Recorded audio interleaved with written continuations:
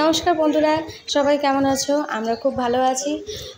দেখতে পাচ্ছ আজকে আমরা কোথাও যাচ্ছি। চলো, যেতে যেতে তোমাদের সবার সঙ্গে কথা হবে। তো বাড়ি থেকে বেরিয়ে পড়েছি, এখন টোটো ধরবো। টোটো ধরে আমরা যেখানে আছি মল্লারপুর, সেখান থেকে যাব রামপুরহাট। তো টোটোতে উঠে পড়েছি, বসে আছে আমার ছেলে, বর।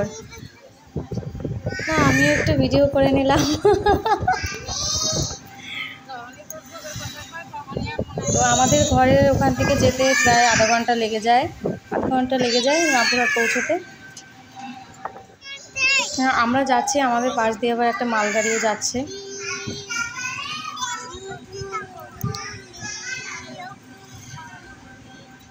কি মজা, কি সুন্দর লাগছে না? ট্রেন যাচ্ছে, আমরাও সাথে সাথে যাচ্ছি টোটো করে। বাবু হ্যালো ফ্রেন্ডস বলে দাও। Hello friends, hello friends. আমরা রেল রাস্তার পাশ দিয়ে যাচ্ছি। হ্যাঁ, মালদা যাচ্ছি। এই দেখো তারাপীঠের মেন গেট দেখা যাচ্ছে। আমরা মল্লারপুরে থাকি, মল্লারপুর, তারপর তারাপীঠ, তারপর রামপুরহাট। রামপুরহাটে ফাইনালি পৌঁছে গেলাম। এই দেখো আমাদের গেটে ঢুকছে।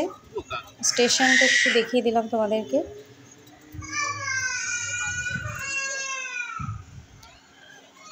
টোটো থেকে নেমে পড়েছি আমার ছেলে আর আমি। তো একটু ট্রেনটা লেট ছিল, ওখানে বসে আছি, ওরা চিপস খাচ্ছে। আমাদের ট্রেন ফাইনালি চলে আসলো, ট্রেনে উঠে গেছি, বসে রয়েছি মা, আমি, শ্রেয়া, সায়নী।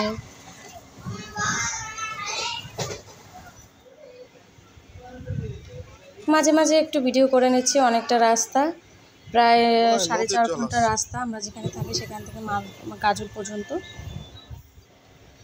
বাড়ি থেকে চা বানিয়ে নিয়ে এসেছিলাম, একটু চাও খেয়ে নিচ্ছি। খুব বৃষ্টি হয়েছে, চারিদিকে জল হয়ে গেছে।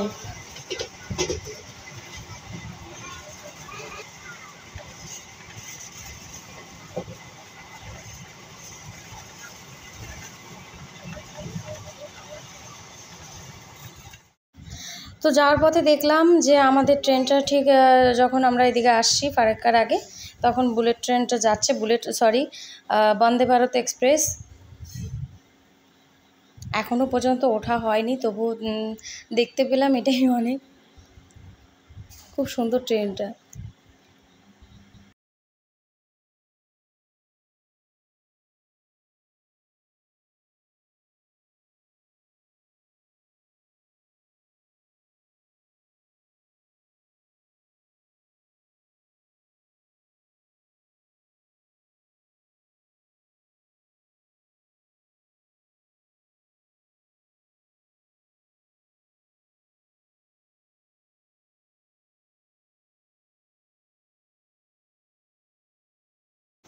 মালদা স্টেশনে পৌঁছে গেছি, তো একটু নেমে নিলাম। মালদা স্টেশনে অনেক সময় একটু ট্রেনটা দাঁড়ায়, তো অনেকক্ষণ বসেছিলাম।